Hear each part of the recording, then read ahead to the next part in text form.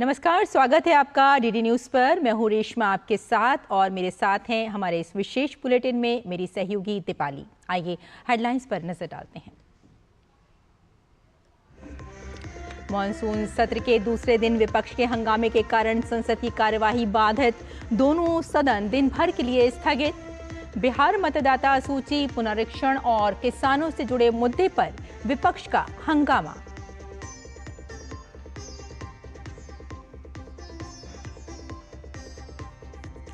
प्रधानमंत्री मोदी का 23 और 26 जुलाई के दौरान यूनाइटेड किंगडम और मालदीव का दौरा। पीएम मोदी ब्रिटेन के प्रधानमंत्री कीर स्टारमर और किंग चार्ल्स तृतीय से करेंगे मुलाकात। प्रधानमंत्री मोदी मालदीव की स्वतंत्रता की 60वीं वर्षगांठ समारोह में मुख्य अतिथि के रूप में होंगे शामिल।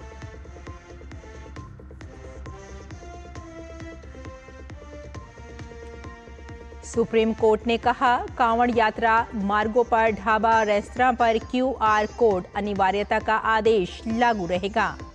अदालत ने उत्तर प्रदेश सरकार के आदेश पर रोक लगाने से किया इनकार। सेना की ताकत में और इजाफा, भारत पहुंचे अत्याधुनिक अपाचे हेलीकॉप्टर की पहली खेप। ऑपरेशनल क्षमताओं को मिलेगा बल, दुश्मनों को पल भर में निपटाने की ताकत।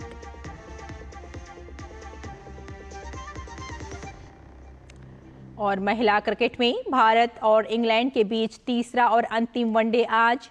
1-1 की बराबरी पर सीरीज। इंग्लैंड के खिलाफ सीरीज जीतने के इरादे से उतरेगी टीम इंडिया।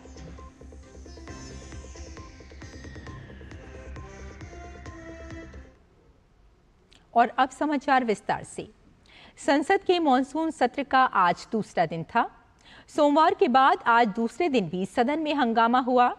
लोकसभा में विपक्ष के हंगामे के बीच जहां बिहार में वोटर लिस्ट का मुद्दा छाया रहा, वहीं सदन के भीतर ऑपरेशन सिंदूर पहलगाम को लेकर विपक्ष के लगातार हंगामे के बाद सदन की कार्यवाही पहले 2 बजे तक के लिए और फिर दिन भर के लिए स्थगित कर दी गई।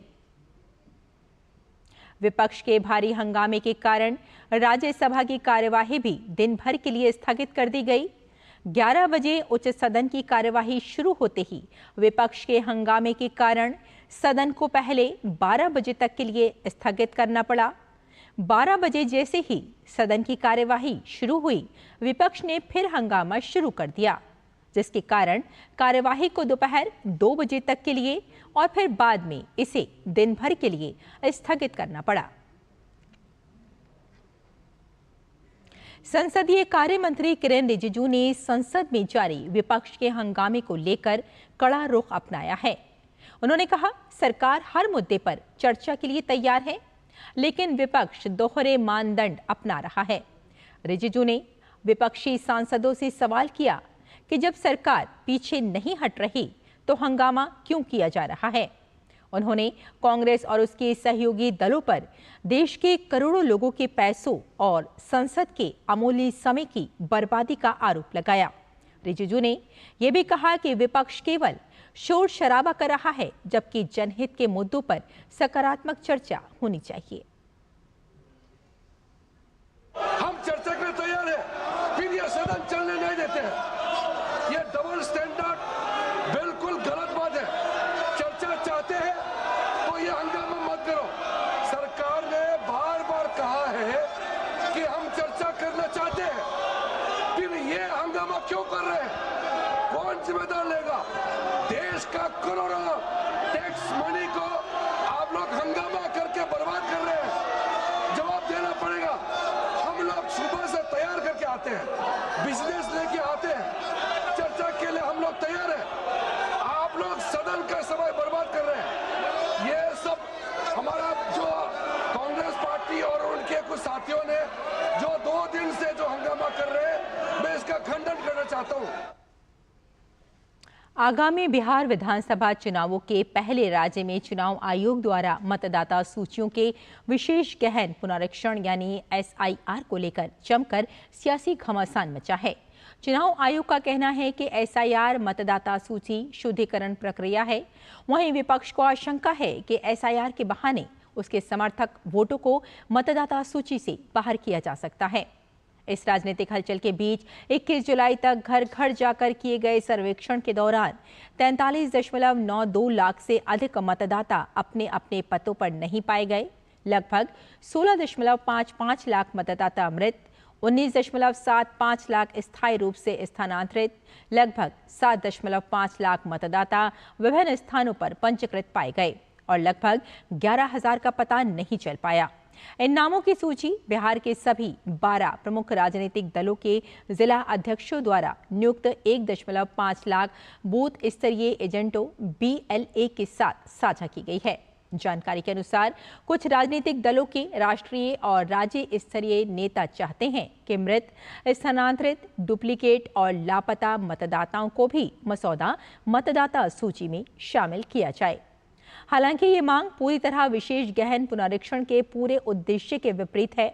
SIR प्रक्रिया व्यापक है और ये सुनिश्चित करेगी कि कोई भी पात्र मतदाता सूची से छूट न जाए।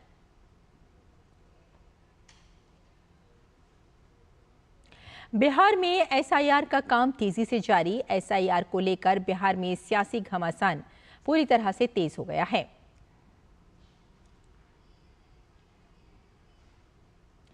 बिहार में वोटर लिस्ट के स्पेशल इन्वेस्टिगेशन रिवीजन SIR पर पटना से लेकर दिल्ली तक विपक्ष का हंगामा जारी है, जिसके चलते दोनों सदन को आज दिन भर के लिए स्थगित किया गया। इस पूरे मसले पर JDU सांसद संजय कुमार झा से हमारे संवाददाता मुकेश शुक्ला ने खास बातचीत की। राज्यसभा के सांसद संजय कुमार झा जी हमारे साथ मौजूद हैं। सर, SIR को लेकर के जो विरोध चल रहा है और दोनों सदन नहीं चलने दिया जा रहा है, कैसे देखते हैं ये विपक्ष की राजनीति? देखिए, इलेक्शन कमीशन का काम है चुनाव कराना। संविधान यही कहता है। इलेक्शन कमीशन का काम है आपको वोटर लिस्ट को रिवाइज करना, पुनरीक्षण करना। और जब ये काम शुरू किया था इलेक्शन कमीशन ने बिहार में, तो हम लोगों ने भी अपने पार्टी के लोगों से बात किया और जो हमारे वोटर हैं, समर्थक हैं कि भाई कराइए, और आप लोगों को कोई दिक्कत लगे तो हम लोगों को जानकारी दीजिए। हम लोग इलेक्शन कमीशन में टाइम लेके बात करेंगे कि ये इशूज है, इसको रिजॉल्व कीजिए। अब पार्टी की तरफ से 15 दिन के बाद हम लोगों ने रिव्यू किया, कोई कंप्लेन बिहार से कहीं नहीं है। सब लोगों ने कहा कि बिल्कुल सही तरीके से चल रही है। आज से 5 दिन पहले 16 तारीख को किया था हम लोगों ने रिव्यू। 90% ज़्यादा लोग अपना अप्लाई कर चुके थे, और लेकिन किसी का डेथ हो गया, कोई आपको 2 जगह पे वोटर है, कोई किसी का यहाँ इस देश का सिटीजन नहीं है, तो उसको तो रिवाइज करेक्ट करना ही पड़ेगा लिस्ट को। वो इलेक्शन कमीशन ही कर सकती है, तो वो सही काम कर रही है। तो प्रियंका जी जिस तरह से आरोप प्रत्यारोप लगा रही हैं बिहार को लेकर के कि बिहार में शासन ठीक नहीं चल रहा है, कैसे कहेंगे उसको? देखिए, उनका बिहार में लोकतंत्र की हत्या 2005 में जब प्रियंका जी की पार्टी की सरकार थी, तो वहाँ राष्ट्रपति शासन लगाया। उनको जाके देखना चाहिए। और राष्ट्रपति शासन ही नहीं लगाया, बिहार को 1 साल में 2 बार चुनाव हुआ बिहार में। जो 2 फरवरी में जीते, वो ओथ भी नहीं ले पाए विधायक, वो ओथ नहीं ले पाए थे, वो अभूतपूर्व विधायक हो गए। उन्हीं के पार्टी का देन है ये। और सुप्रीम कोर्ट लोग चले गए थे। सुप्रीम कोर्ट का जजमेंट देखना चाहिए कि क्या कहा था कि लोकतंत्र की हत्या कांग्रेस ने कैसे की थी बिहार में। जिस तरह से SIR के विरोध में पार्लियामेंट को नहीं चलने दिया जा रहा है, यहाँ पर संजय कुमार झा साफ कह रहे हैं कि विपक्ष जो है वो एक गलत राजनीति कर रहा है। अगर वोटर नहीं है तो उसकी जांच जरूर की जाएगी, और ऐसी कोई शिकायत अभी तक बिहार में नहीं देखने को मिली है। कैमरा नवीन के साथ मैं मुकेश शुक्ला, DD न्यूज़ दिल्ली। और फिलहाल यहाँ लेते हैं एक छोटा सा ब्रेक, जल्द हाजिर होते हैं। आप देखते रहिए DD न्यूज़।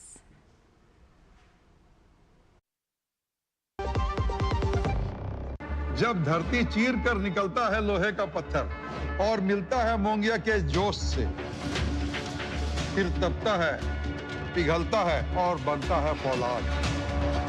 अब होता है सरिया सारी खूबियों के साथ। मोंगिया स्टील, मजबूत देश का मजबूत सरिया। जो लक्ष्य चुना था समझ आने लगा है। GLA यूनिवर्सिटी, उच्च लक्ष्य की निश्चित प्राप्ति। ब्रेक के बाद एक बार फिर आपका स्वागत। आइए आगे बढ़ते हैं। प्रधानमंत्री नरेंद्र मोदी 23 जुलाई को ब्रिटेन के दौरे पर रवाना होंगे।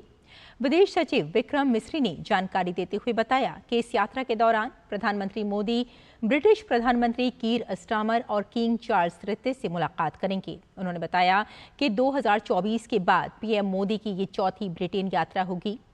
इसके अलावा कीर स्टामर के साथ ये उनकी तीसरी बैठक होगी। विदेश सचिव ने बताया कि कई ब्रिटिश विश्वविद्यालय भारत में अपने कैंपस खोलने के इच्छुक हैं। साथ ही भारत और ब्रिटेन एक दूसरे के सैन्य संस्थानों में प्रशिक्षकों की तैनाती कर चुके हैं।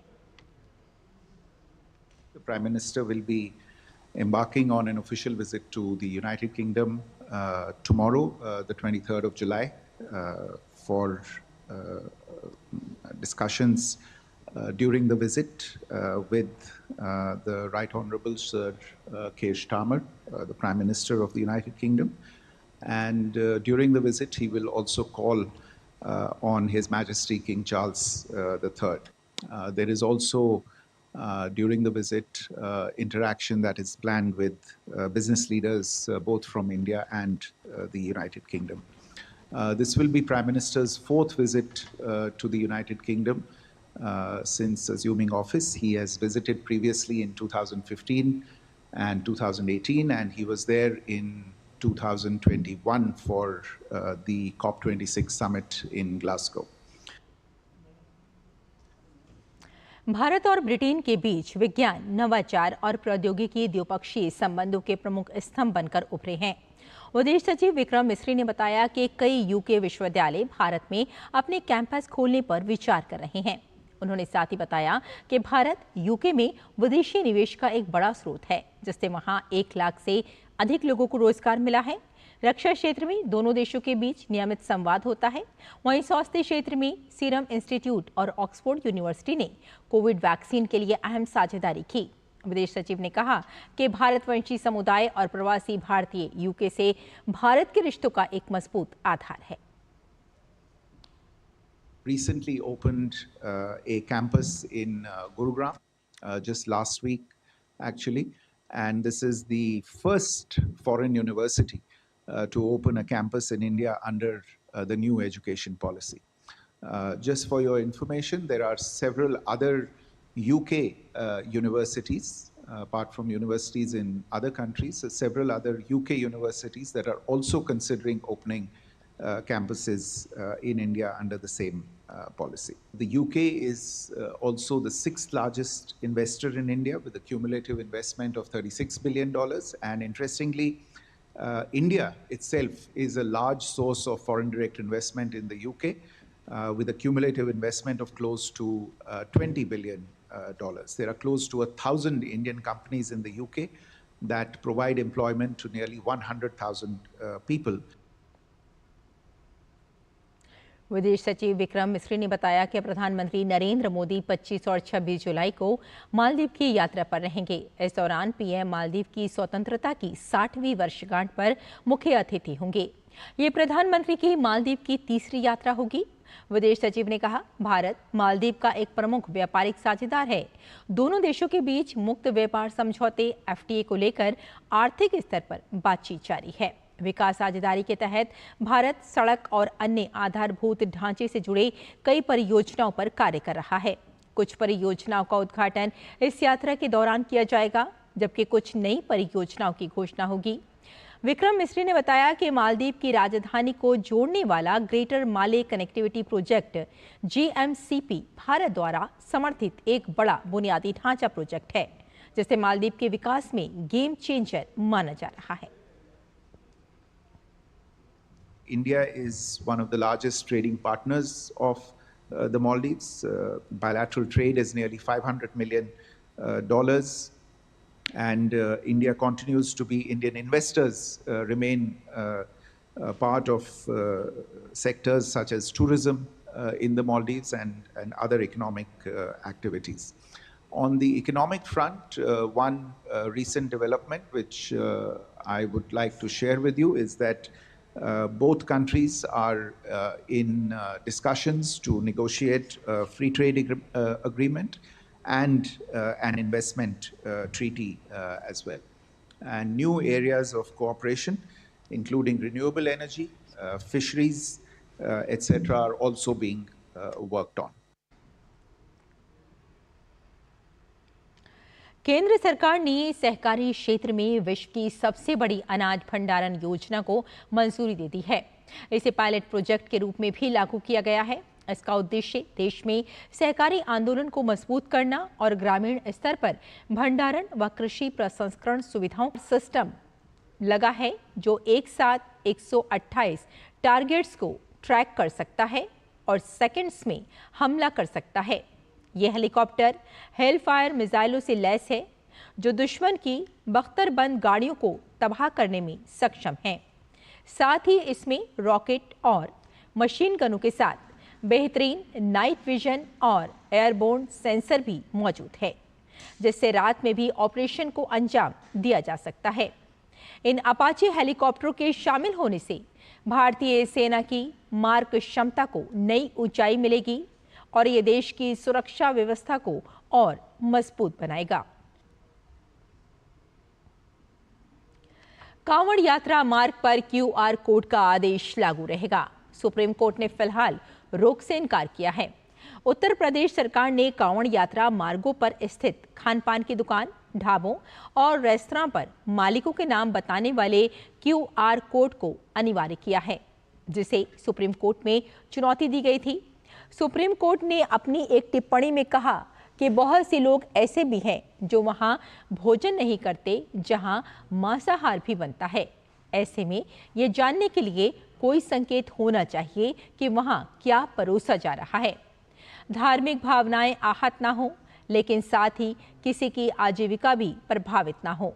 हमें बीच का रास्ता निकालना होगा। केंद्र सरकार और भारतीय रिजर्व बैंक RBI के व्यापक सुधारात्मक कदमों के चलते सार्वजनिक क्षेत्र के बैंकों PSBs के फंसे कर्जों ग्रॉस NPAs में बीते 5 वर्षों में उल्लेखनीय गिरावट दर्ज की गई है। मार्च 2021 में जहां सकल NPA अनुपात 9.11% था, वे मार्च 2025 तक घटकर 2.58% पर आ गया है। सरकारी आंकड़ों के अनुसार सकल NPA की राशि मार्च 2021 में 6.16 लाख करोड़ थी, जो मार्च 2025 तक घटकर 2.83 लाख करोड़ रह गई है। ये जानकारी वित्त राज्य मंत्री पंकज चौधरी ने राज्यसभा में एक लिखित उत्तर में दी। सरकार और RBI ने NPA की समस्या से निपटने के लिए कई नीतिगत और संस्थागत सुधार लागू किए हैं।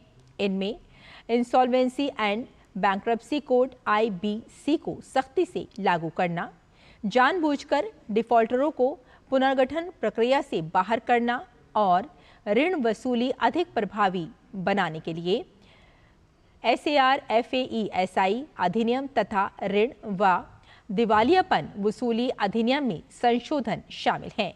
इसके अलावा DEBT रिकवरी ट्रिब्यूनल्स DRTs की न्यूनतम सीमा 10 लाख से बढ़ाकर 20 लाख की गई है, ताकि उच्च मूल्य के मामलों पर बेहतर फोकस किया जा सके। सार्वजनिक क्षेत्र के बैंकों ने स्ट्रेस्ड एसेट मैनेजमेंट शाखाएं बनाकर NPA खातों की निगरानी और वसूली प्रक्रिया को और ज्यादा सशक्त किया है। उत्पादन लिंक्ड प्रोत्साहन यानी PLI योजनाओं से देश में बहुत अच्छा निवेश देखने को मिल रहा है। संसद में आज दी गई जानकारी के अनुसार PLI योजनाओं के तहत मार्च 2025 तक 14 सेक्टर में 1.76 लाख करोड़ रुपए का वास्तविक निवेश प्राप्त हुआ है, जिसके परिणाम स्वरूप 16.5 लाख करोड़ रुपए से अधिक का उत्पादन हुआ है या बिक्री में वृद्धि हुई है और 12 लाख से अधिक प्रत्यक्ष और अप्रत्यक्ष रोजगार के अवसर पैदा हुए हैं। केंद्रीय वाणिज्य और उद्योग राज्य मंत्री जितिन प्रसाद ने लोकसभा में एक लिखित जवाब में बताया कि 14 सेक्टर में PLI योजनाओं के तहत अब तक 806 आवेदनों को मंजूरी दी गई है।